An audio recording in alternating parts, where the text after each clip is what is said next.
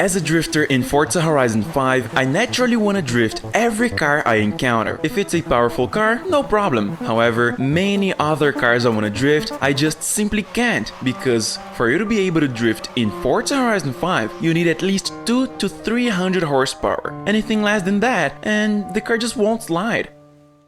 If you're like me, you're in luck. After this video, you're gonna be drifting any car you can imagine, because I found a way to drift absolutely any car in the game, no matter if it has 30 horsepower, as if it had 1000 horsepower, starting with step 1, choose the car. So for this, you can choose just about any car. I'm gonna choose a rear-wheel drive car, that's easier. And to prove that you can do this with whatever car you want, I'm gonna choose this 45 horsepower one. Anything will work really. So just choose whatever car you want to drift, and let's go to step 2. Step 2 is set damage to full. So for this, you just want to pause the game, go to the settings, difficulty, and all the way down there, you're gonna set the damage not to cosmetic, it's gotta be full damage for this to work. Now step 3 is to open telemetry. So on free roam, you're gonna open telemetry by pressing T on your computer, or if you're in console, there's actually not a key bound for this. So you have to go to settings one more time and go to controls, and you scroll all the way down until you find telemetry, and you're gonna bind whatever key you want on your controller. Now step 4, once you have opened telemetry, you can navigate using the D-pad, left and right,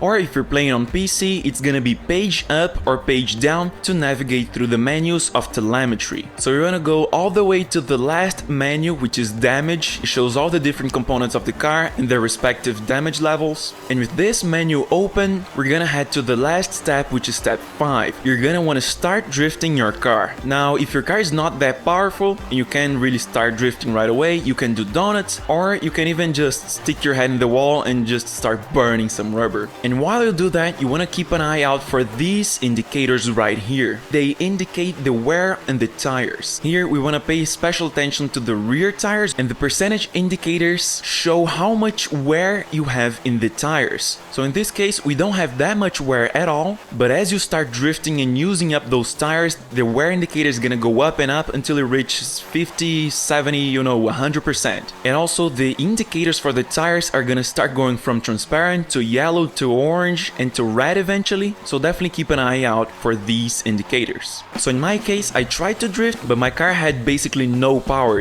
45 horsepower isn't doing much in this game. Even if the car is small, lightweight, and has, skinny tires, 45 horsepower isn't gonna be much. So that just wouldn't work. Then I tried doing some donuts, it worked a little bit better. It started wearing out those rear tires quite a bit faster, but then I decided to go right up to a wall and slowly but surely get my bumper close to the guardrail, and once I got there, just floor it, and the car is gonna start burning some rubber and definitely wearing out those rear tires. And all of this works because of the physics in Forza Horizon 5.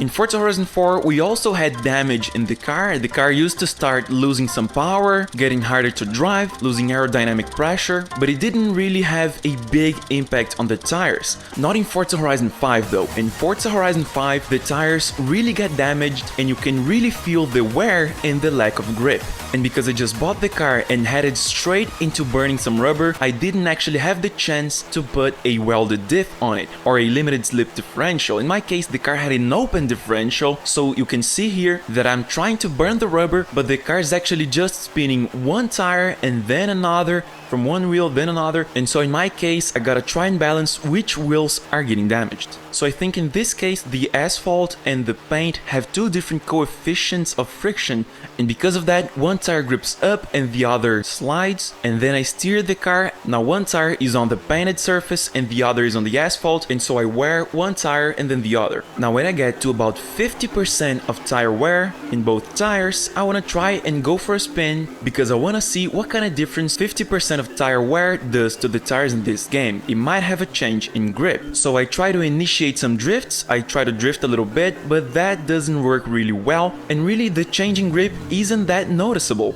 However, what I can notice is a much faster wear on the tires. From 0 to 50%, it takes a longer time to wear the tires, and now from 50% up, it's actually a lot faster to wear. So in that meantime, I got one wheel up to 90% wear and went for a drive. So this time I go for a drive and I have noticeably just a bit lower grip on the tires, and 90% wear this is. And when one of the tires got to 100% wear, the car felt a lot more loose. You can drift way easier, and it just feels like it went from 200 to 1000 horsepower right away. Now, when both tires reach 100% wear, it feels like you're drifting on ice. If you're wondering, nothing aesthetic happens, the car just feels like it has a lot more power, and the car is capable of initiating drifts really easily. But there's a caveat here. Because of the big grip difference between the front tires and the rear tires, the front of the car actually feels a lot more planted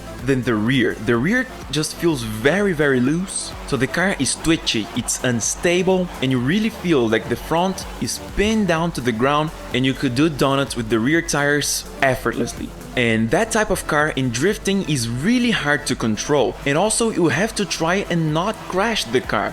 Because remember, in the beginning we set the damage to full damage, meaning you're gonna toast your tires, but you're also gonna toast your car. Your car's gonna get destroyed if you crash. So for this to work, the damage has to be on, and if you turn off the damage, the tires go back to having full grip, 0% wear, just like ideal conditions. So that's the caveat of this method. You can drift whatever car you want, like it had 1000 horsepower, but you can't crash the car, and the car is also a little bit twitchy, a bit hard to control.